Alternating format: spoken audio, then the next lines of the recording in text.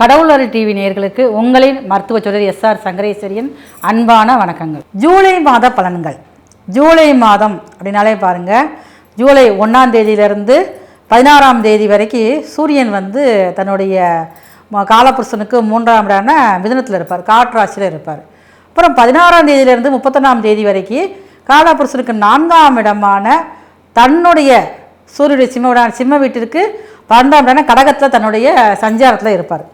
அப்போ இந்த காலகட்டங்களில் எப்படி இருக்கும் அப்படின்னு சொல்லி பார்த்தீங்க அப்படின்னா, கல்வித்துறையில் நிறைய மாற்றங்கள் வரும்.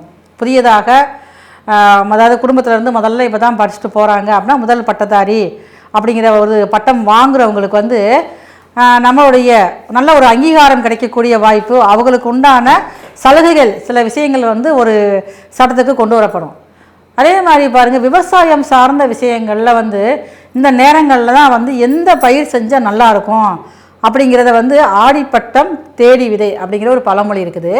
அப்போ இது இந்த ஜூலை மாதம் 16ஆம் தேதிக்கு அப்புறம் ஆடி மாதம் தொடக்கத்தில் இருக்கிறதுனால உங்களுக்கு விவசாயம் சார்ந்த முடிவுகள் எடுக்கிறது, விவசாயம் சார்ந்த விஷயங்களில் புதிய புரட்சியில் ஏற்படுறதுக்கும் இந்த ஜூலை மாதத்தில் வாய்ப்பு அதிகமாக இருக்குது. அப்போ இந்த ஜூலை மாதத்தில் தான் பாருங்கள், நிறைய ஆன்மீக யாத்திரைகள், ஆன்மீக வழிபாடுகள் இதெல்லாம் செல்றதுக்கு வாய்ப்பு ரொம்ப அதிகமாகவே பொதுவாகவே இருக்கும். அப்போ இந்த நாட்களில் ஜூலை மாதத்தில் குரு பகவான் ஆல்ரெடி கடகத்தில் உச்சத்தில் இருக்கார். அப்போ தங்கத்துடைய விலை அதிகமாக உயரக்கூடிய வாய்ப்புகள் அதிகமாகவே இருக்குதும். அதே மாதிரி பாருங்கள், விவசாயிகள் கடன் வாங்கி அதை கட்ட முடியாத சூழல் உருவாகிறதுக்கும் வாய்ப்பு அதிகமாக இருக்குது. இந்த ஜூலை மாதம் முழுவதுமே மழை அதிக அளவில் ஒரு தேவையில்லாத இடத்துல அதிக அளவு பெய்யக்கூடியதாக இருக்கும். பாருங்கள், தேவை இருக்கிற இடத்துல அதிகமாக மழை இல்லாமல் ஒரு வறட்சியை கொடுக்கக்கூடியதாக இந்த ஜூலை மாதம் முழுவதுமே இருக்கும். அப்போ இந்த ஜூலை மாதம் ஆரம்பமே பார்த்திங்கன்னா உங்களுக்கு லக்னம் மீன லக்கணத்தில் தான் உதயமாகுது. ஜூலை மாதமே ஆரம்பமாகுது. அன்றைக்கு நட்சத்திரம் பார்த்திங்கன்னா பூர்வ நட்சத்திரம் தனுசு ராசியில் தான் உதயமாகுது. அப்போ ஆல்ரெடி பாருங்கள், மீனத்தில் சனி பகவான் இருக்கார். அப்போ சனி பகவானுடைய பார்வையானது சூரியன் மிதுனத்தில் விழுகுது. அப்போ இதனால் பாருங்களேன், நாட்டு மக்களுக்கும் ஒரு அரசியலில் இருக்கக்கூடிய அமைப்பில் இருக்கிறவங்களுக்கும் பாருங்கள், ஒரு நல்ல ஒரு சமரசமான ஒரு போக்குவரத்து ஒரு நிலவக்கூடிய வாய்ப்புகள் ரொம்ப அதிகமாக இருக்குது. இந்த ஜூலை மாதம் முழுவதும் மேசம் முதல் மீனம் வரைக்கும் ஒவ்வொருத்தருக்கும் நடக்கக்கூடிய நல்ல பலன்கள். எந்த விஷயத்தில் நீங்கள் கவனமாக இருக்கணும்.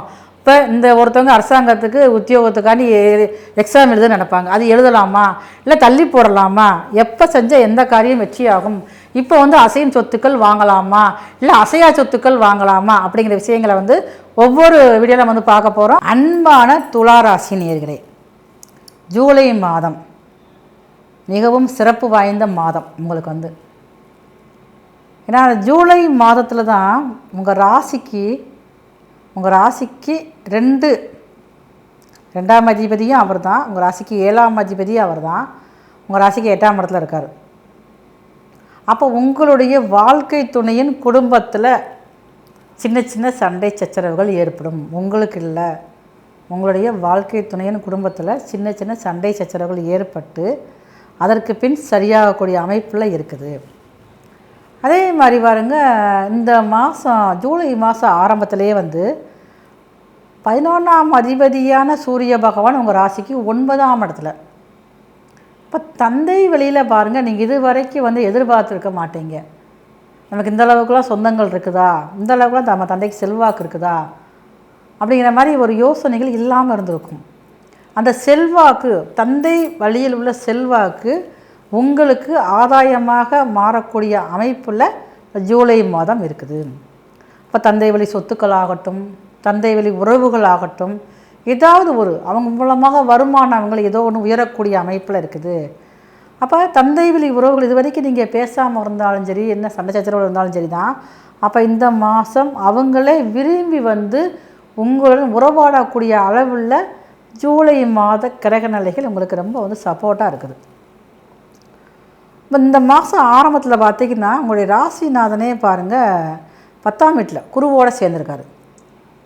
இப்போ குருவோடு சேர்க்கைப்பட்டு உங்கள் ராசிநாதன் குருவோடைய பார்வையும் பார்த்திங்கன்னா உங்கள் ராசிக்கு 2ஆம் இடத்துல இருக்குது. 2ஆம் இடத்துலையும் 4ஆம் இடத்துலையும் உங்கள் ராசிக்கு 6ஆம் இடத்துலையும் இருக்குது. இப்போ தாய் வழியில் நல்ல ஒரு அனுசரணையான நிகழ்வுகள் நடக்கும். தாயார் மூலமாக உங்களுக்கு ஒரு ஏதோ ஒன்று வருமானங்கள், ஏதோ ஒரு லாபம் வரக்கூடிய அமைப்பில் இருக்குது.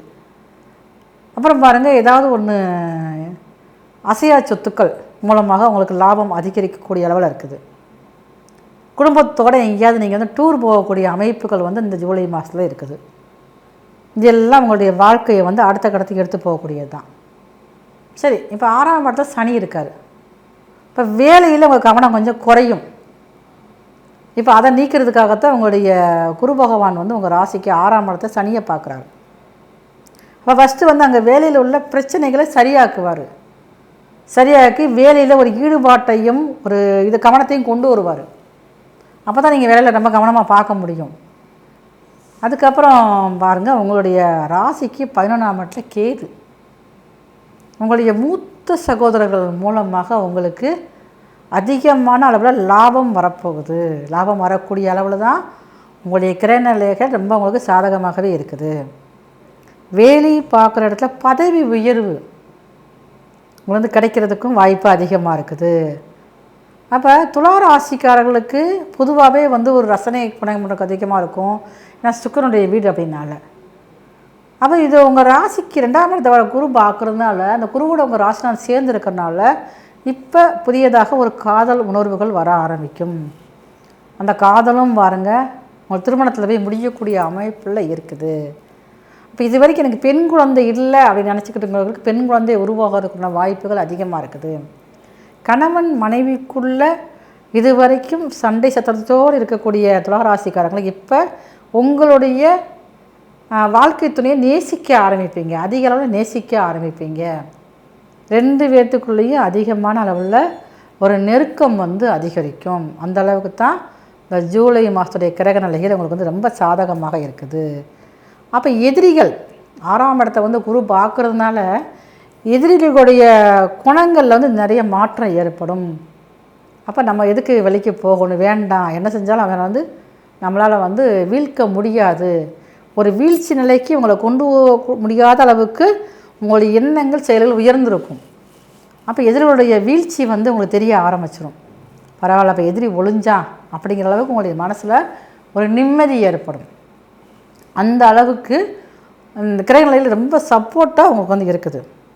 ஆனால் நீங்கள் வந்து கொஞ்சம் உங்களுடைய அன்னையிட்ட உங்களுடைய தாயிட்ட வந்து ரொம்ப நீங்கள் அன்பாக அரவணைப்பாக நீங்கள் வந்து பேசிக்கிறணும். ஏன்னா குருபகவானுடைய பார்வையானது உங்கள் ராசிக்கு 4ஆம் இடத்துல இருந்தனால உங்களுடைய குலதெய்வ அனுக்கிரகம் முழுவதும் பாருங்கள் உங்களுடைய தாயார்கிட்ட இருக்குது.